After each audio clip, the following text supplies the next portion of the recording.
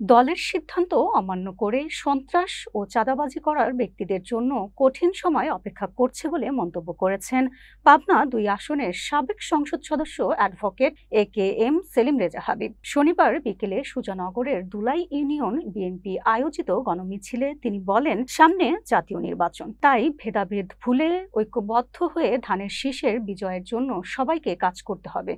Group বড় বিষয় নয়, আমরা সবাই বিএনপি করি, এটাই আসল। গণমিছিলে সুজানগর ও বেড়া উপজেলা বিএনপি ও সহযোগী সংগঠনের কয়েক হাজার নেতাকর্মী অংশ নেন। তারেক রহমানের ৩১ দফা বাস্তবায়ন ও গণমিছিল উপলক্ষে দুলাই ইউনিয়ন সহ অত্র আশেপাশে বিএনপির যারা নেতৃবৃন্দ আমরা সবাই এখানে উপস্থিত হয়েছি গণমিছিলকে সফল করার জন্য।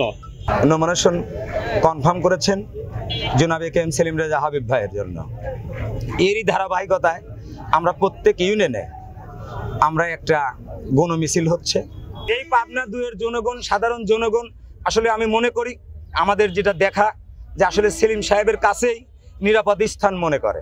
সেলিম রেজা হাবিব ৫ই আগস্টের পর থেকে তার নেতাকর্মী এই সমস্ত এলাকাতে কোনো চাঁদাবাজি, দখলবাজি, সন্ত্রাসের সঙ্গে জড়িত নাই। যারা সত্যিকার অর্থে দলকে ভালোবাসেন, আমাকে ভালোবাসেন, তাদের কাছে আমার আহ্বান থাকবে যে সকল ভেদাভেদ ভুলে গিয়ে আমাদেরকে ঐক্যবদ্ধভাবে আগামী নির্বাচনের জন্য আমাদেরকে প্রস্তুতি গ্রহণ করতে হবে।